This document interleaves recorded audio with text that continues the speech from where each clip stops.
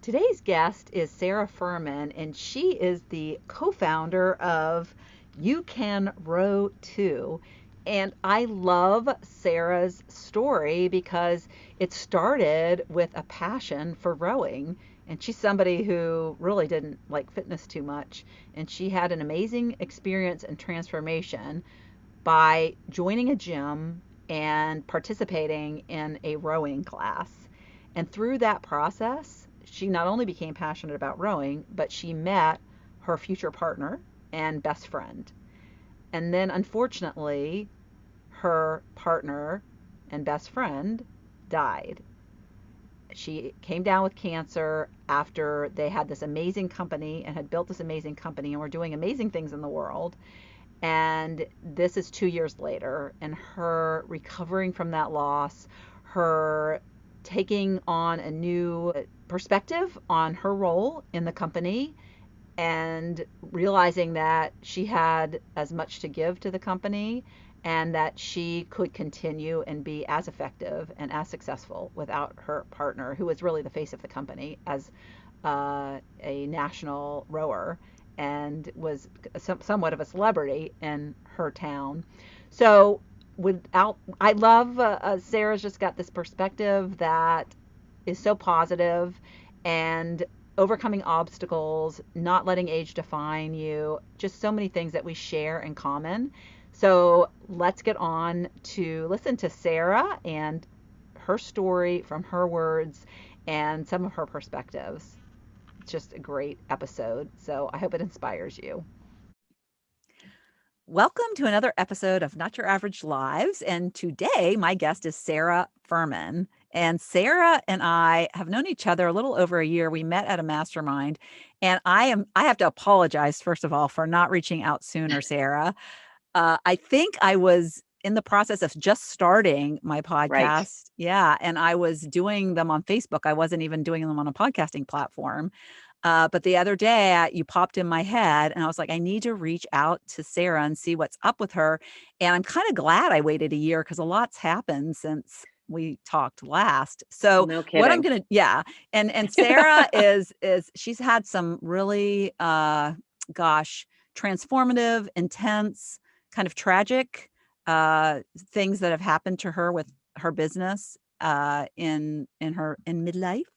And so, but I want you to turn it over to you. I want you to introduce yourself to my listeners, and just talk about kind of what happened 2 years ago. Let's start there, and then we can go backwards or forwards or however you want to go. Okay, so welcome.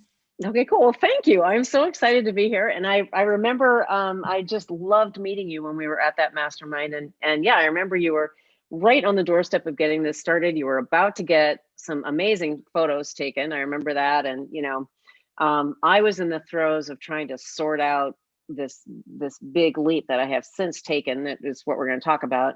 So yeah, it's kind of fun to like meet, make a great connection, and then come back at it a year later and be like, wow, we both moved a lot. Yeah, yeah. We talked So about old but not dead, right? making this an annual thing. We'll Yeah. catch up again in a year. So yeah, and it's What was funny that too movie? because we Same time can't. next year. Yeah, yeah. Remember that movie, Alan Alda, and who was that? Yeah. I can't remember the Oh girl. gosh, I can't remember the other ones, but yeah, that one. Yeah. Um, But yeah, so we yeah. came, it was kind of funny because it was a mastermind and with two people, Stu McLaren and James Wedmore. Mhm. And you were kind of on the Stu side and I was on the James side. So it was really kind of neat to it was very intimate, and it was neat to Yes, come it's great. together from kind of different perspectives of like, how do we end up here? And yeah, and it was a great experience. I, first of all, never been to Toronto, and it was really, really fun. So, Yeah, yeah, yeah, it was so, awesome. your story was heartbreaking to me, heartbreaking. So why don't you just take us back to what Yeah, happened? so why don't we just talk about that a little bit? So, um, backing up even a little bit more to kind of get the context. I moved here to Northern Michigan. I live in the middle of nowhere. I love to help people understand what that means by telling them that my nearest target is 90 miles away. And I moved here 12 years ago, and I brought with me a job in online public relations, reputation management, that kind of thing. Even living up here in the middle of nowhere, thanks to the internet, I was doing front page issues, front page companies, big, big stuff, right? Long story short, that kind of ran its course, and my husband kind of put my back up against the wall in a good way and said, it's time for you to make a change. And at the same time, I had been going to a gym here in Northern Michigan that had a lot of indoor rowing going on. This is way before indoor rowing was the big thing that it is now.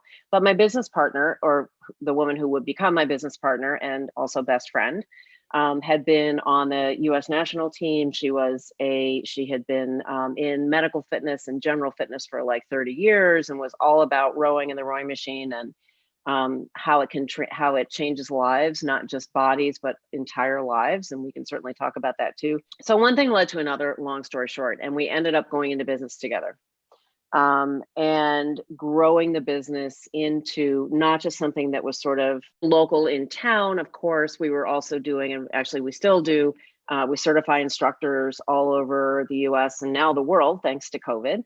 And we also work with Special Olympics. If a lot of, we're really all about, how do I put it? Well, one of our hashtags is, like, call it my B-side hashtag, is rowing for the rest of us, because we're really all about helping that regular person find themselves, find their inner athlete, bring that out. And then, where do I take it from there? Once I've discovered that I'm capable of that, what can I do next? And, at that point, the possibilities really become endless. And didn't that happen for you? Because you weren't a rower until you joined her gym, right? Right. I had been on the rowing machine at my Bally Total Fitness in St. Louis a couple times. Totally. In fact, I just wrote about that on Instagram this week. That's funny you mentioned that. Totally, didn't get it. Okay, this is fine, but I couldn't imagine doing it on any sort of a regular basis. And, it's kind of like, what am I doing here? Well, turned out I had no idea what I was doing. And so I wasn't getting any kind of a good workout out of it. So I needed to be taught by somebody who knew what they were doing. And that's how I fell into this gym. And did she have classes that were specifically rowing? Oh, yeah. There were rowing classes, and she ran challenges. And that's what actually sucked me in, and it wasn't even her, it was somebody else. It was another member who just kept pulling me in. Come row with us. So it's kind of like spinning, but with rowing. Yeah. Very much so. And it's the group thing, and it's the synchronicity of everybody doing it together. And love that. Amazing community, which made me feel really welcome in, going from St. Louis, which is a couple million people, to this town we live in that is 7,000 on a big, on a good day. Totally different. It's great. I love it here, but huge change. So what brought you to Michigan? My husband's job. Okay. He became a department chair at Michigan Technological University. So, yep. And we were both up for an adventure. He said he was turning 50, or had turned 50. And he said, if I'm ever going to do this, I got to do it now. And how often do we hear that story? Right. Mm-hmm. And we both thought, we're up for an adventure. Let's do it. We had 2 of our 3 kids were out of the house at that point. So yeah, came up here, big adventure. And it's been great. Yeah. So, and I have to tell them what I said to you, because you told me that your husband told you to quit your corporate job. And I said, most men would quit you. Instead, he's like telling you to quit your job. And I love that he was supportive, and he saw that you weren't living your best life and you needed a change. Well, he got sick of me hearing me complain every Friday. I can't do this anymore. Yeah. And I also love is you sought out, you saw an opportunity with growing a business with this woman, rowing. You realized rowing, it obviously lit this thing inside of you. And you were like, more people need to hear about this, which I think often happens to some passions inside of us dormant, and something lights us up. And you approached her, which I think is really interesting. So many people are afraid. They have ideas, but then they just sit on them and they don't do anything. It's funny. I get these occasional bursts of inspiration or something, or just drive, where I just have to say it. And I did. We had been chatting a lot, and I had a big transformation on the rowing machine. I lost a ton of weight. I found something that I loved, that I could do a lot, obviously, and be consistent with, which is the most important thing. As you know, whenever you have a weight loss goal, it really is just we talk a lot about strength training and how important it is, and absolutely that's important and all of that, but really it comes down to, what are you willing to do consistently? What can you find that you love enough that you want to keep doing it day after day after day? Just keep showing up, because that's what creates transformation, right? So for me, that was rowing, and it was rowing once I knew how to do it well. And it was rowing for me personally, because I'm a Group X chick. It was rowing in a class, and having other people to do it with, and just the whole community around it. And, and then there's the whole total body aspect of it, the non-impact aspect of it. And it's just the whole package really worked for me. So somehow we were having this sort of confluence of events. Her gym was closing. I was leaving my corporate type consulting job. And, finally I just turned to her one day and I said, I think you can be bigger than Houghton, Michigan, and I can help you do it. Because I had this corporate communications, PR, marketing kind of background, right? I started out in journalism, so I sort of knew all of those pieces. And one thing led to another, and we decided to jump in with both feet, both of us. And once her gym closed, and really go after traveling around the country for Concept 2, the largest manufacturer of rowing machines, and certifying instructors. Really getting lots more soldiers out there, right? Because what worked for me, finding somebody who knew what they were doing to teach me how to do it well. That's when I had the transformation. It was not me figuring it out, randomly watching hundreds of YouTube videos and saying, can I figure this out? Because rowing's a little bit complicated. Fundamentally it's fairly easy, but it's like golf. It's something we work on our entire lives to get good at, So well, it's interesting because in our pre-call we were talking about, so for me, when I got in the best shape of my life when I was 55, it wasn't by going to the gym, because I kept skipping the gym and I kept like, nobody's holding me accountable, I don't really care. But when an online fitness group, which was this camaraderie, was introduced, and something that I could do at home very easy, I didn't have to drive anywhere. So it's almost like I can so see that the whole accountability, the getting together, having a guide, that and the fact that you can see, because you were doing it in person, and then COVID kind of switched at the time. Yeah. So, right, and right. I love how you were like positioning that as a gift, because you could reach more people. Oh, totally. Yeah. So now our instructor certifications are online, and we have live. Nobody else does this. We have live coaching. We have master instructors who work with people in small groups inside of this bigger certification that we run online. And then our individual classes for just people like we've started just very recently, we started offering them for anybody, but I took my class that I teach online immediately in March. And I've just thought the other day, I've probably done 100 classes online. And, one of the things that I love, we were kind of talking about this before, but one of the things that I love about being older is that I have such a store of experiences that I can draw on that allow me to be really adaptable. I mean, I suppose I could be really, set in my ways and like, oh, I couldn't possibly learn how to do that, but maybe it's my personality. I don't know. But I just kind of went, well, okay, so the gym's closing for 2 weeks. In March. Right. Okay. Now it's what? As we're recording this, it's 9 months later or whatever it is. We're still basically out of it. We're not open right now, How awesome would it have been if it only been 2 weeks? But, I just went, you know what? I've done all these other things in my life. I'll figure this out too. I know how to figure things out. I know how to not really know what the next step is, and to just figure out a way to take, not know what the next 10 steps are, but maybe I can figure out what one next step is. And maybe it's not the exact right one, but it's one that I can see. Right. And so like, what could I do? Well, could I figure out, for example, in this case, could I figure out how to set up Zoom?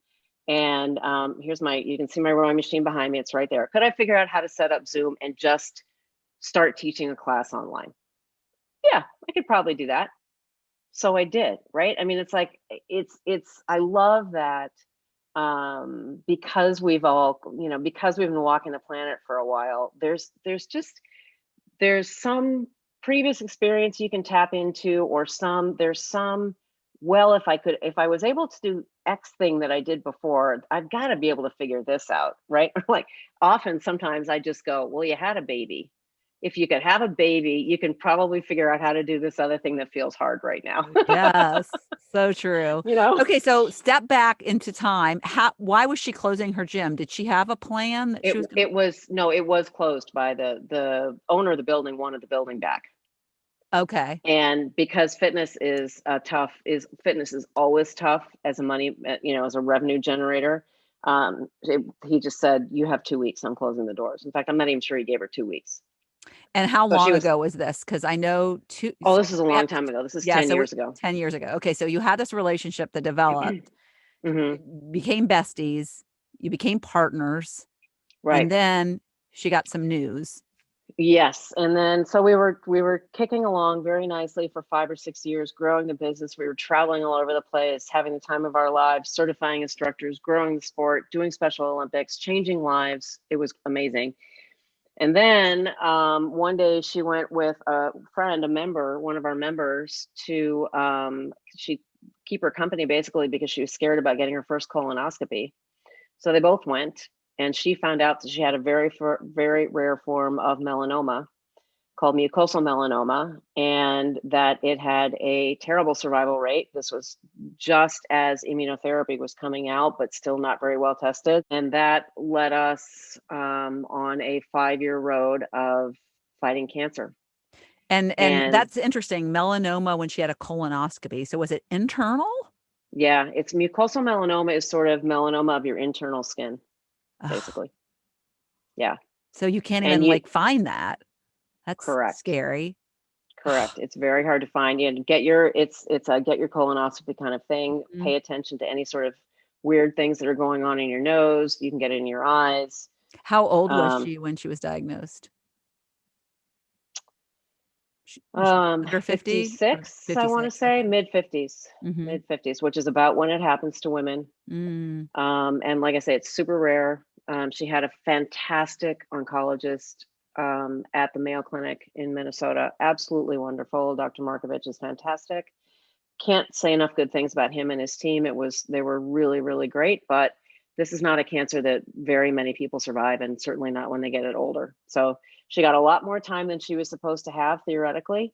But yeah, she ended up passing away 2 years ago, which kind of brings me to what jumped me into a shift in my life, because we had a great thing going. She was sort of she was the personality. She was this magnetic person. Everybody loved being around her. She'd walk into a room and she's one of those people that like all the energy would just move over to her. All the attention would move over to her. She was amazing. Yeah, I mean, I Really remember one of a meeting kind. you and you were still kind of reeling from even though it had been a year and trying to like figure out, okay, what's my path versus like how do I move forward when it was almost like she was the front person and you were the back person that did Exactly. all the move the hard lifting, and she was kind of like the And almost a I was like, celebrity okay, you're brand. going here. Yeah. Exactly. You're going Yeah. to go do this. I need you to do that. And, it was a lot like I was a communications manager on a Senate campaign, US Senate campaign. And it was a lot like that, actually. We used to just tell, it was the governor of Wyoming, and he would just say, okay, what am I doing today? Like he knew that his job was to go show up and do the thing. And because that's how it works in politics. And it was very much like that with her. And so it was a, like I say, it was a great partnership. Yeah. Yin and I will yang. say that, yeah, yin and yang for sure. So, but then, she got really sick and couldn't do it anymore. And I was left with having to sort of figure out how to step into that. And the fact is, and this is where you and I met, and what I was really struggling with is I'm not the expert in rowing. And that's not, I talked to James and Stu about both of them about it. And um that's not a mindset thing, right? That's not my limiting belief or anything. I'm really not the expert in rowing. I'm just, I'm the expert in all the other pieces. I'm the expert in marketing and in the digital space, and how do you build a business and how do you communicate and all that kind of stuff, but I'm not the expert in rowing. So it was really tough because I felt like for the longest time, I think I felt like I had to be. Well, that's your limiting And belief that you had to that be. was my limiting Yeah. belief. Yeah. Yeah. But then I had to go through, okay, well, if and that's when you and I met, Lori, is, you know, I was sort of sorting that through, like, okay, if I'm not the expert, what am I? And I've got to be the expert in something, or else this just doesn't make any sense, right? And it was also a little bit of, well, I'll go to that in a second, because this is kind of goes to that CEO part that we were talking about. Finally, what I figured out is, and I had to go through a whole mental process to kind of get into this and to get comfortable with it myself, and to finally realize, I don't have to be the expert to run this company. Right. And then I started thinking about, you know, how many CEOs of corporations are actually experts in what the company does or makes or whatever? Very few. They're good at leading, they're good at visioning and predicting and stuff like that, and they're good at sort of understanding what it takes to for a good company to run, regardless of what business it's in, right? And I thought, okay, that piece I think I can actually handle. And I have this team of amazing 9 incredible master instructors who are all so experienced at their craft. They all come at the sport of rowing a little bit differently. Everybody's got their own area of expertise. And finally, I had to make peace with the fact that not only am I not any of them, but I actually don't have to be any of them. And I don't have to feel like I compete with any of them. Because in a way, it's discounting them, right? That we Oh, need this other totally. person. Yeah. Totally. And I've had it hammered into my head. And, you know, both through all the coaches I've had and just, you know, living my own life experience, you cannot grow a company by yourself. If Yeah. all you're ever going to be is a personal brand, that's great. If that's what you want to do, absolutely. But at some point you have to start adding people, or there just aren't enough hours in the day. Yeah. And Well, so the company's ability to branch out and grow, or whether it's up or down in terms of just, you know, building depth or whatever it is, you got to have more bodies or you just won't do it. It won't yeah. happen. Yeah. Well, and it's funny because I mean, I think that's a, you know, like a business lesson in general, but more to your story. And you mentioned this and you probably will mention it, but I can't imagine about thinking what could have been. And you mentioned Mm-hmm. having survivor's guilt, Mm-hmm. but putting yourself in the what if she was still here? We had something really good. I'm sure there were days when you were just like, you know, why her? Yeah. Oh, I still have those days sometimes. I still have the occasional day where I say to myself, you know, who am I to still be doing this? That's really what it comes down to. That's that survivor guilt. You know, I had a business coach sort of bring me around to that point, which I hadn't thought of. And it was just, you know, really, I feeling like I was the one who should have died, not her, because she was the expert and I'm not. And, you know, I really, like I said, I still have little twinges of that sometimes, but for the most part, I realize that part of my role, part of what I get to do with this, and it's a huge get to, is I get to carry on the vision that she and I hatched one night at a friend of hers house, way back at the beginning, right after the gym closed. We stayed up literally all night talking about who are we passionate about, who do we want to help, how did we see a better world, what was our vision for a better world, and, you know, how was rowing a piece of that, and all this kind of stuff. And we were just so in line about all of that. So now I feel like I'm so lucky because I get to carry that vision on. I get to make sure that that vision doesn't die. And I get to check in every time we look at some of the new things that we're working on. We have a ton of new projects and super exciting. And I get to see, you know, how does this continue Terry's vision, right? So to me, she's still very much a part of the company, even though she's not here anymore. But I do occasionally, I'll check in and I'll say, what would Terry say about this? You know, would she be okay with it? Um, and every time I feel like it's something that she might not like, I realize it's out of integrity for me too.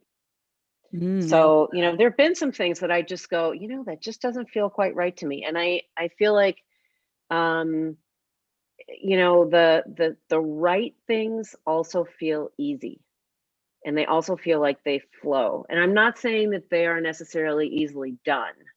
I'm just saying that when you arrive at that right choice, it sort of clicks in like a puzzle piece. Yeah, I love that. You know, And you also come with the position that you're filling with the passion. You know, mhm. some people fill a job but it doesn't come with the innate passion. So you and she both had that passion, and you're like carrying that on and still Right. doing the work that you do best.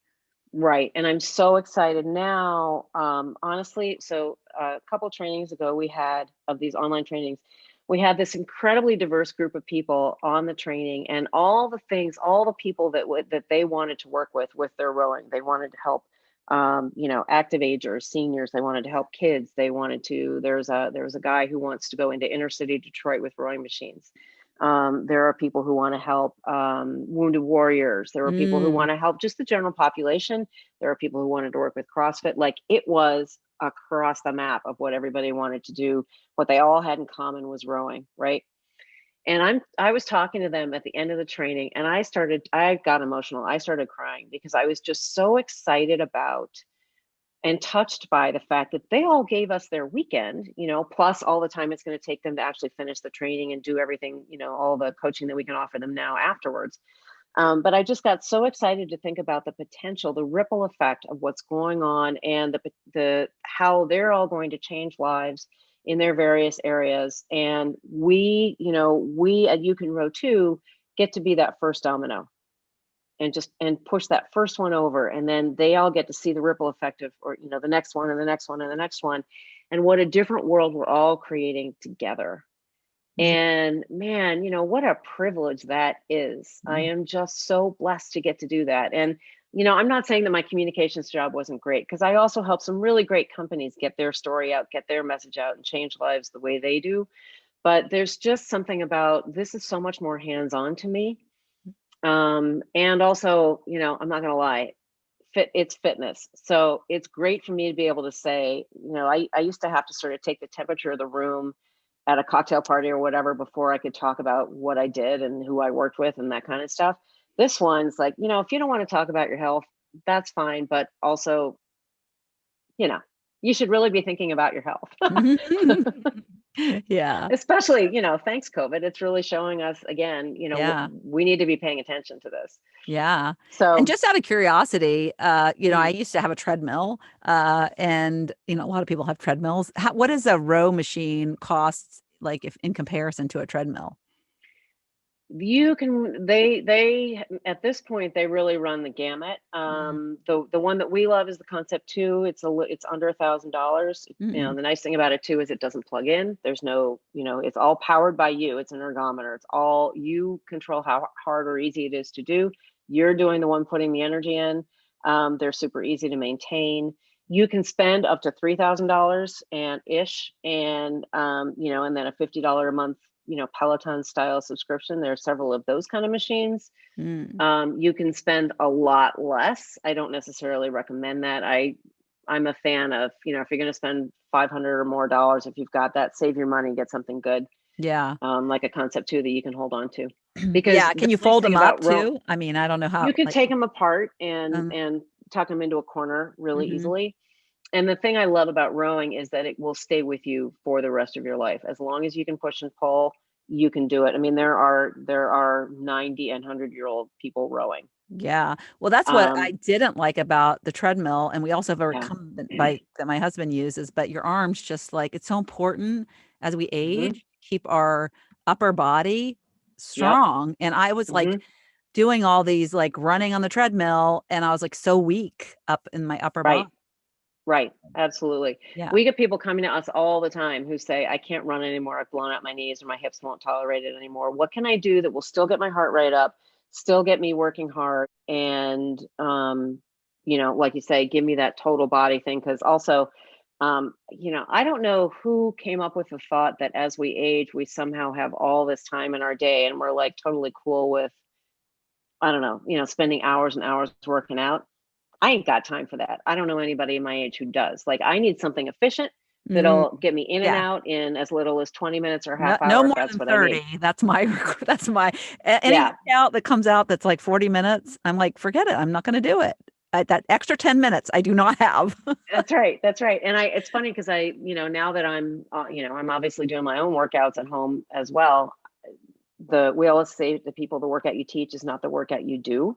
So I'm looking at stuff online, and I look at some recorded workouts and stuff. And if they're 45 minutes or more, I'm like, nah, I'm out.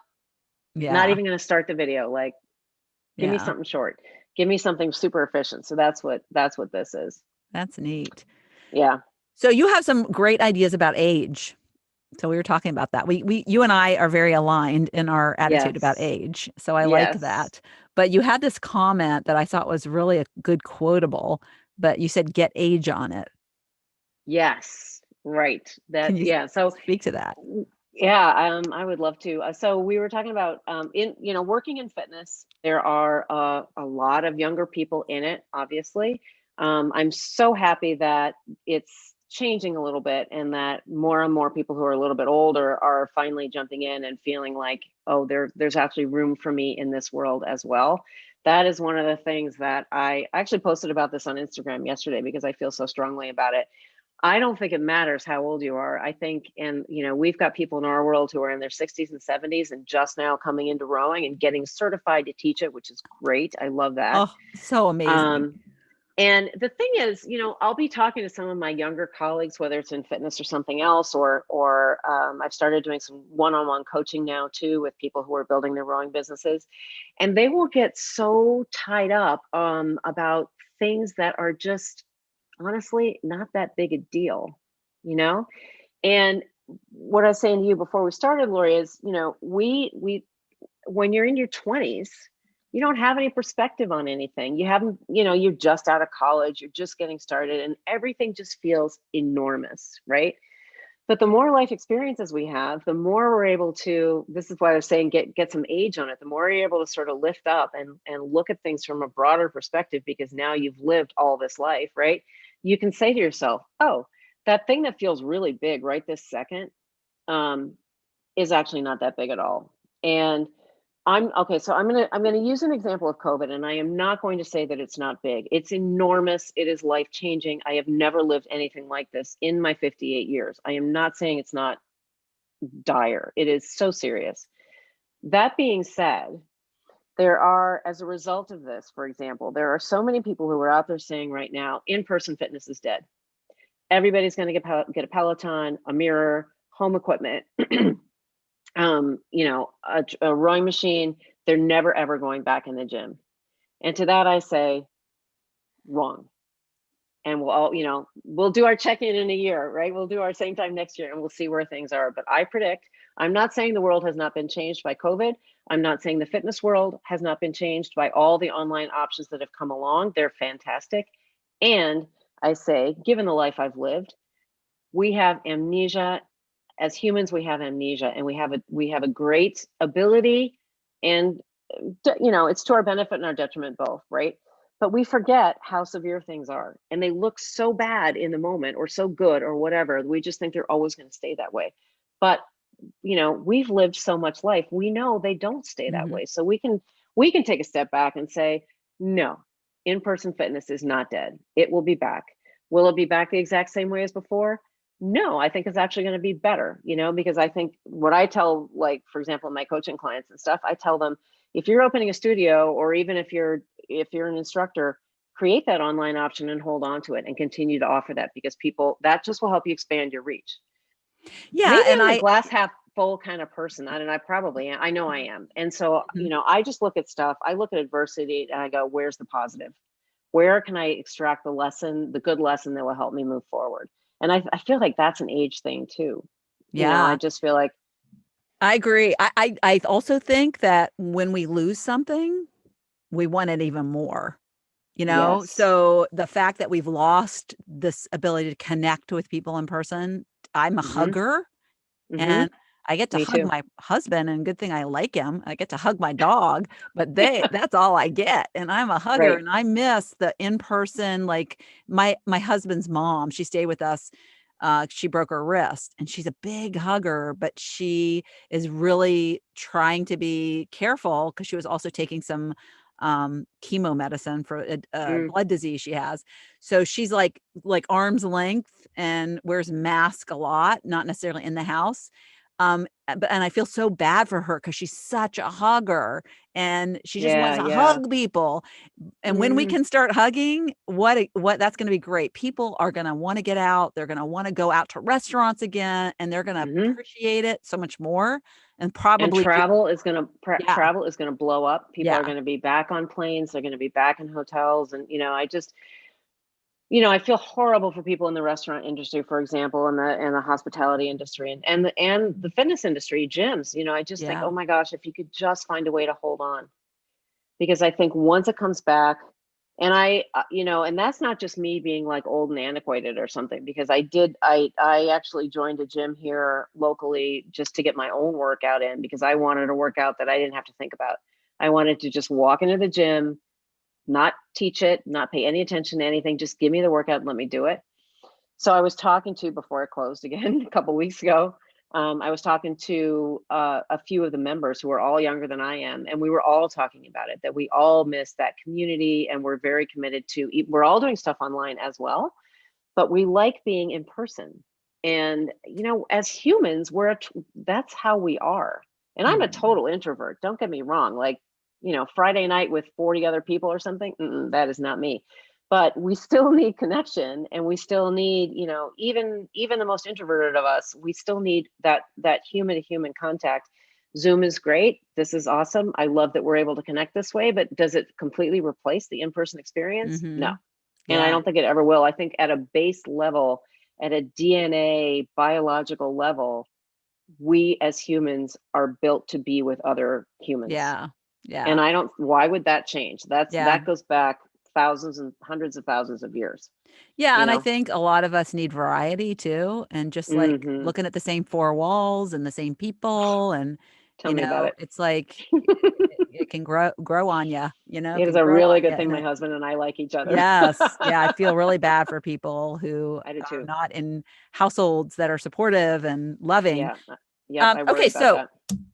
this has been so great. You've said so many amazing, I think, thought-provoking, profound things. So I usually ask, like, what's one thing that you think mm, from your 58 years hmm that I know this puts you on the spot, and like I said, you've given away so many nuggets.